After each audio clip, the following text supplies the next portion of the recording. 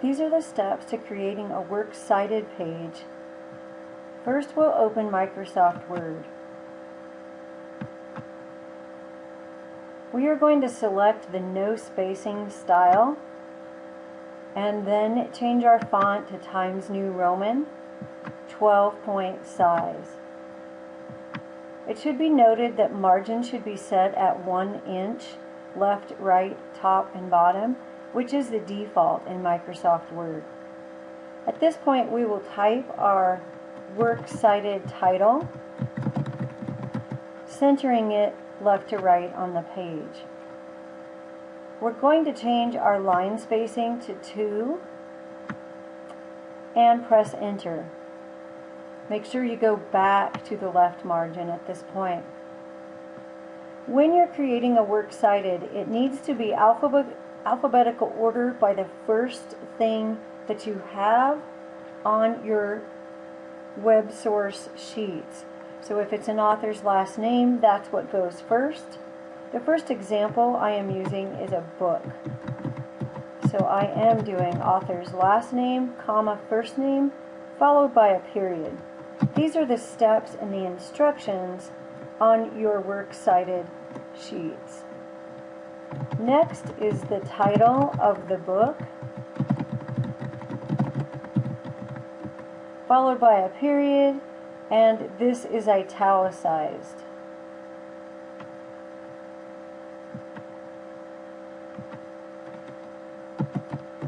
City of publication, colon, name of publisher, comma, and the year published, followed by a period. Press enter at the end of that entry. The next example is a website titled Mercury, so that is what I'm going to start with. When you're working with a website, the title of the article goes in quotes. Period goes inside the quotes. The name of the website is National Geographic. This is italicized and followed by a period.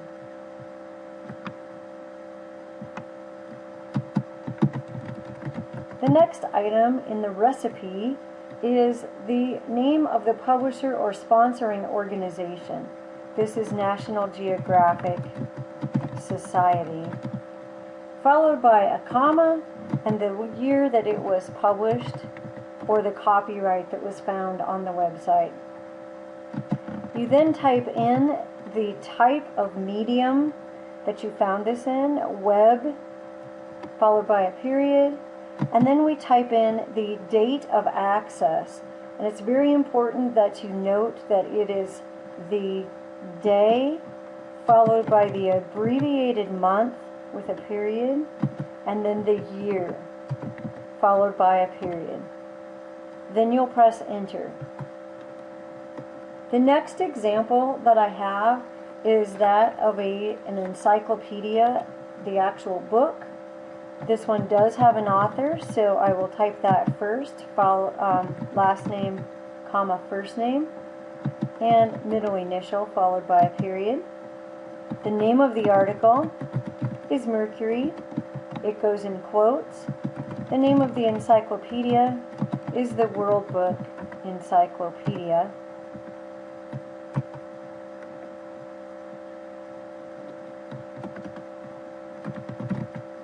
Followed by a period, and because it's the title of a book, it gets italicized.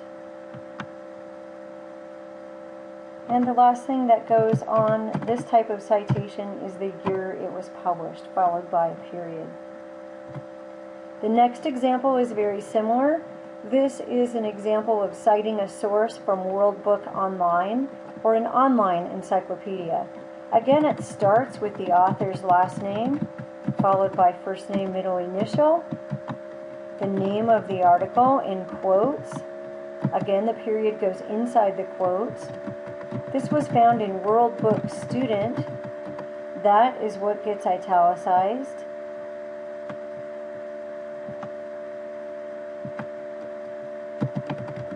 name of the publisher of the encyclopedia that's online, which is World Book, comma, the year it was copyrighted or updated, followed by a period. Again, this was a web source, so we type that. And then the date of access.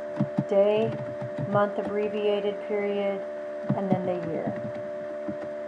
The last thing that you would do with a Works Cited page is to turn on hanging indents, and you would highlight all of the works cited underneath of your title.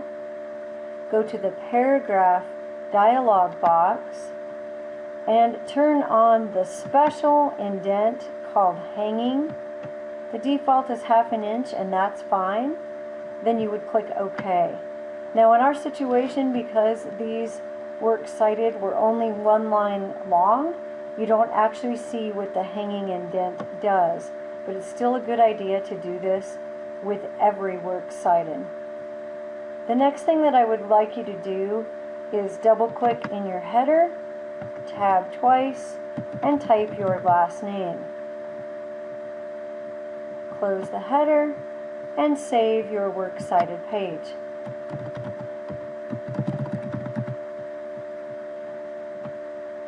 This can be done as the last page of your document, your research paper, whatever it is that you're citing sources on. And again, the steps are listed in the packets that I have provided for you.